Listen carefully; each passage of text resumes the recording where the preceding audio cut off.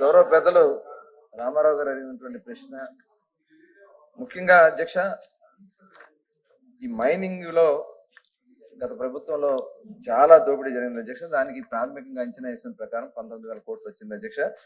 ముఖ్యంగా ఇసుక విషయంలో చూస్తే అధ్యక్ష, ఇసుకని అసలు విపరీతంగా దోపిడీ చేశారు అధ్యక్ష. 2014-19లో మేము గౌరవ ముఖ్యమంత్రి గారు ఉచిత ఇసుక విధానాన్ని అమలు చేస్తే వాళ్ళు వచ్చిన తర్వాత దాన్ని ప్రైవేట్ పాలన చేశారు అధ్యక్ష. దాంట్లో విపరీతంగా దోపిడీ చేసి ఆ దోపిడీలో అటు కార్మికులు కూడా చనిపోయారు అధ్యక్ష. దాదాపు 120 మంది కార్మికులు ఆత్మహత్యలు చేసుకున్నారు అధ్యక్ష, ఇసుక అందక పని లేక. ఇవాళ అదే కాకుండా వాళ్ళ నుంచి మరి ప్రభుత్వానికి రావాల్సినటువంటి వాళ్ళు కట్టాల్సినటువంటి డబ్బులు కూడా వాళ్ళు కట్టకుండా మోసం చేయడం జరిగింది అధ్యక్ష.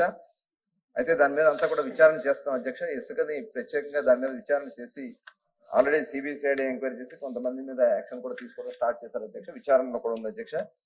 అట్లాగే ఈ ఖనిజాలకు వచ్చేస్తుంది అధ్యక్ష. ఇప్పుడు ఏదైతే మైనర్ మైన్స్ కానీ ఇవన్నీ కూడా గతంలో మేము మానిటరింగ్ మెకానిజం ఉండేది. అలాంటిది ఇప్పుడు వీళ్ళు అంతా కూడా వాళ్ళు వచ్చిన తర్వాత మాన్యువల్ చేసేసి అసలు అనుమతులు లేకుండా, పర్మిట్కి అనుమతులు లేకుండా ఇష్టం వచ్చినట్టుగా తవ్వేసి ఇవాళ అవన్నీ కూడా ఎవరన్నా లీజుదారులు ఉంటే వాళ్ళని బలవంతంగా వాళ్ళని బెదిరించి లాక్కుని వాళ్ళ దగ్గర నుంచి వాళ్ళ మీద అక్రమ కేసులు కట్టి ఫైన్లు అధ్యక్ష. అసలు ఎప్పుడు మనం ఆ ఫైన్లు చూస్తుండం. దాదాపు 1766 మంది మీద కేసులు కట్టారు అధ్యక్ష.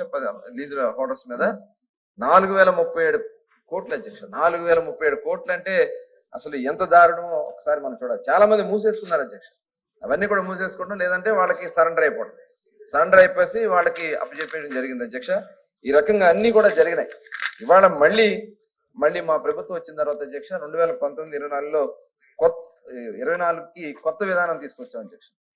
ఈ కొత్త పాలసీలో గౌరవ ముఖ్యమంత్రి గారు టోటల్, గతంలో సేనరైజ్ అన్న ఉండేది అధ్యక్ష, ఇవాళ టోటల్ శాండ్ ఫ్రీ అధ్యక్ష. ఎవరైనా సరే ఎక్కడ అందుబాటులో ఉంటే వాళ్ళ సొంత అవసరాల కోసం శాండ్ తెచ్చుకునే అవకాశం కల్పించినటువంటి ప్రభుత్వం తెలుగుదేశం ప్రభుత్వం అధ్యక్ష. ఇవాళ దీనికి మేము ఖచ్చితంగా చెప్పగలుగుతాం. అట్లాగే దానికి సంబంధించి జస్ట్ వాళ్ళు లోడింగ్ ఛార్జెస్ కట్టుకుని, లోడింగ్ ఛార్జెస్ కూడా అక్కడ కలెక్టర్సే డిస్ట్రిక్ట్ లెవెల్లో స్టాండ్ కమిటీలు ఉంటాయి అధ్యక్ష. వాళ్ళు అక్కడ అంచనా వేసుకుని ర్యాంప్ ఫార్మేషన్ కానీ లోడింగ్ కి ఎంత అవుతుందో ఇచ్చి టెండర్ కూడా పిలిచారు. అవి కూడా ఎవరికి లేదు, టెండర్లు పిలిచి వాళ్ళకి ఇచ్చి వాళ్ళ ద్వారా కేవలం ఆ ఛార్జెస్ ఎంత ఖర్చు అయితే అవి మాత్రం తీసుకోవడం జరిగింది. టోటల్ సేనరైజ్ కానీ ట్యాక్సెస్ కానీ టోటల్ జిఎస్టీ కూడా మరి రద్దు చేసినటువంటి ఏకైక ప్రభుత్వం భారతదేశం ఆంధ్రప్రదేశ్ రాష్ట్ర ప్రభుత్వం ఒకటే అధ్యక్ష.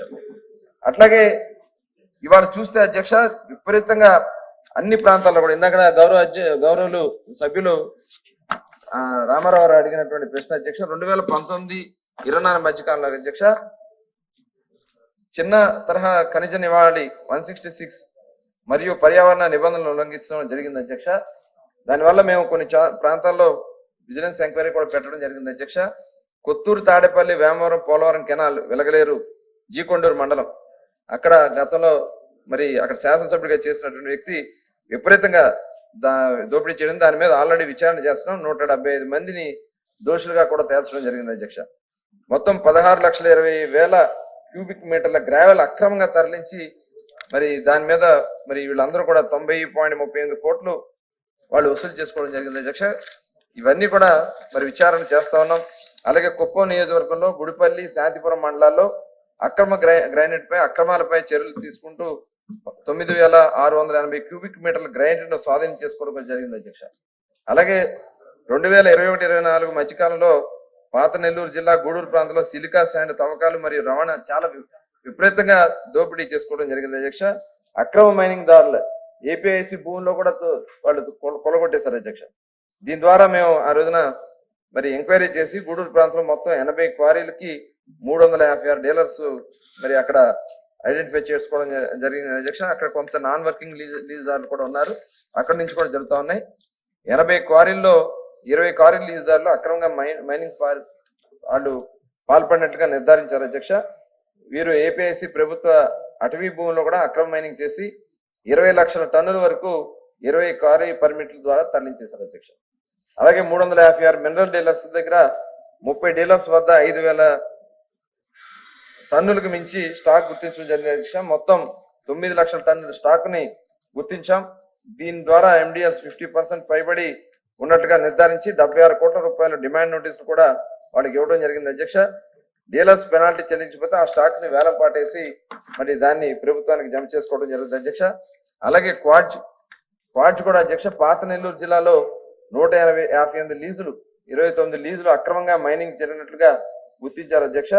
దీనిలో 15 లీజు విస్తరణ దాటి తవ్వకాలు జరిగాయి. 14 క్వారీలు అక్రమ ఖనిజాలు తరలించడం, ఈ క్వారీ పర్మిట్లు ఉపయోగించినట్టుగా నిర్ధారించారు అధ్యక్ష. 262 క్వాడ్జ్ డీలర్లో 55 మంది రవాణా పత్రాలను దుర్వినియోగం చేసినట్టు నిర్ధారించి వీరి నుండి 24 కోట్ల రూపాయల పెనాల్టీ విధించారు. అలాగే 103 డీలర్లలో అనుమతులు మించి 10% పైన ఖనిజ నిల్వలు ఉన్నట్టు గుర్తించారు అధ్యక్ష. దీనిపైన మరి చిన్నపాటి ఆక్రమణలు చేసిన వారి క్వారీల పైన కూడా త్వరలో ఎలా చర్యలు తీసుకోవాలనేది కార్యక్రమాలతో ముందుకెళ్తాం అధ్యక్ష. ఇదే కాకుండా ఇవాళ కొత్త పాలసీ కూడా మేము మైనింగ్ మీద తీసుకుని, ఎందుకంటే చక్కటి ఖనిజ సంపద ఉంది అధ్యక్ష మన రాష్ట్రంలో. ఈ సంపదని అక్రమంగా గత ప్రభుత్వం చేస్తే ఇవాళ దాన్ని మన రాష్ట్రంలోనే ఉపయోగించే విధంగా కొన్ని పరిశ్రమలు కూడా ప్రోత్సహించాలని ఇవాళ గౌరవ ముఖ్యమంత్రి గారు మరి ఒక మంచి పాలసీని తీసుకువచ్చి, ఎందుకంటే ఇష్టం వచ్చినట్టు వాళ్ళకి ఎవరైతే కావాలో వాళ్ళకే ఉండేలాగా కొంతమందిని తోలేశారు అధ్యక్ష. నేను చెప్పినట్లుగా 4,000 కోట్లు ఫైన్లు వేశారు అధ్యక్ష. ఇప్పుడు అందుకని అవన్నీ కూడా అన్ని ఒక్కొక్కటి చూస్తున్నాం, టోటల్ అన్ని కూడా చేస్తాం. ముఖ్యంగా శాండ్ విషయంలో ముఖ్యమంత్రి గారు మేమంతా కూడా దాని మీద చాలా గట్టిగా పనిచేస్తూ రాష్ట్రాన్ని అన్ని రకంగా ముందుకు తీసుకెళ్ళడానికి కూడా చర్యలు తీసుకోవడం జరుగుతుంది.